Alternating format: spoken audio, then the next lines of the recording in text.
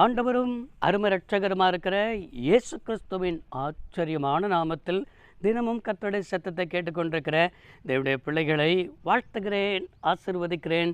நீங்கள் ஆசீர்வதிக்கப்பட்டவர்கள். இந்த நாளிலும் கூட உங்களுடைய வாழ்க்கையில் இது நடக்கலை, அது நடக்கலை என்று சொல்லி நடக்காததை குறித்தே உங்களுடைய கண்கள் பார்த்து கொண்டிருக்கிறது.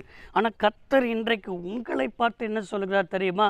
புதிய புதிய காரியம் நடக்கும்னு ஆண்டவர் பேசி கொண்டிருக்கிறார். இந்த வார்த்தை அப்படி நீங்கள் விசுவாசிக்கணும். என்ன வார்த்தை தெரியுமா? ஏசாயா தீர்க்கதரிசன புத்தகம் 43ஆம் அதிகாரம் 18-19 வாசிக்கிறோம். முந்தினவை நினைக்கவும் வேண்டாம், பூர்வமானவைகளை சிந்திக்கவும் வேண்டாம், இதோ புதிய காரியத்தை செய்கிறேன், இப்பொழுதே அதை தோன்றும் என்று சொல்லி ஆண்டவர் உங்களை பார்த்து திருவளம் பற்றி கொண்டிருக்கிறார். நம்முடைய வாழ்க்கையில் புதிய காரியம் நடக்கணும். என்ன புதிய காரியம்? பிள்ளைகள் காரியத்தில், அது மாத்திரமல்ல உங்களுடைய குடும்பத்தின் காரியத்தில், உங்களுடைய பிஸ்னஸ் காரியத்தில், எந்த ஒரு காரியத்தில் இன்னைக்கு ஒரு புதிய புதிய காரியம் நடக்கும்னு ஆண்டவர் சொல்கிறார். இதை அப்படியே நீங்கள் விசுவாசியுங்கள். எனக்குத்தான் நடக்க போகிறது, என் பிள்ளைகளுக்குத்தான் நடக்க போகிறது. திருச்சபை நடத்துகிறீர்களா? உங்களுடைய திருச்சபையில் புதிய புதிய ஆத்துமாக்களை கர்த்தர் உங்கள் கைகளில் ஒப்பு கொடுக்க அவர் ஆயத்தமாக இருக்கிறார். நீங்கள் என்ன செய்யணும் தெரியுமா? முந்தினவே நினைக்கவே கூடாது. நம்முடைய வாழ்க்கையில் முந்தினவே நடந்த காரியத்தையே குறித்து நினைக்கிறோம். சிலர் மனிதர் பேசின வார்த்தையே நினச்சி பேசி பேசி பேசி பேசி நீங்கள் புலம்பிக்கிட்டே இருக்கிறீங்க. சிலர் மனிதர்கள் மேலே எரிச்சல் கொண்டே இருக்கிறீங்க.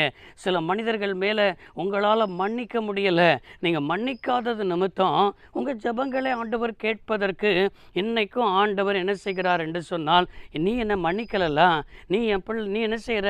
ஜெபம் பண்ணுற, நீ எல்லாம் பைபிள்லாம் வாசிக்கிற, ஆனால் சிலரை மன்னிக்க மாட்டேங்கிறியே அப்படி சொல்லி ஆண்டவர் உன் ஜெபத்தை கேட்காதபடிக்கு இன்றைக்கும் தடையாகவே இருக்குது. அதனால தான் ஆண்டவர் சொல்கிறார், முந்தினதை நினைக்காதங்கிறாரு. முந்தினதை நம்ம பேசிக்கிட்டே இருக்க நான் அழகாக சொல்லுவேன், முந்தினதை எப்போ பேசுகிறோமோ அப்போ ஒரு சாக்கடையை திரும்ப திரும்ப திரும்ப அதை அள்ள நாற்றம் எடுத்துக்கிட்டு தான் இருக்குன்னு தெரியுமே. அது சாக்கடைன்னு நினச்சிட்டோம்னா தூர போயிடணும், விலகிடணும். நம்முடைய வாழ்க்கையில் அதுதான், எது நமக்கு விலகணுமோ விலகிடணும். முந்தின நினைக்காதன்னு சொன்னார். பூர்வமானவைகளை சிந்திக்க வேண்டாம் என்று ஆண்டவர் சொல்லிக்கிறார். பூர்வமானவைனா என்னது?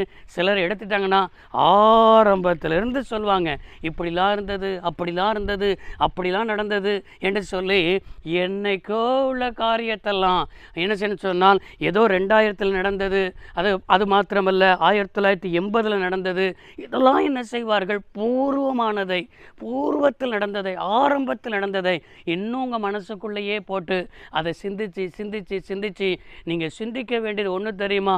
இந்த வேத வசனத்தை தான் சிந்திக்கணும், அவருடைய செயலை தான் சிந்திக்கணும், அவர் செய்கிற அற்புதத்தை தான் சிந்திக்கணுமே தவிர பூர்வமானது சிந்திக்காத. அவனை என்ன 2 நினைக்காத, சிந்திக்காத.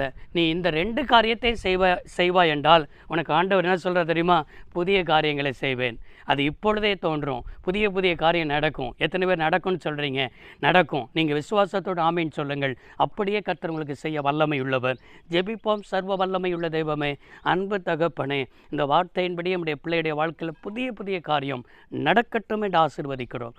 இயேசு இரட்சக நாமத்தில் பிதாவே, ஆமென். கர்த்தர் உங்களை ஆசீர்வதிப்பாராக. God bless you all.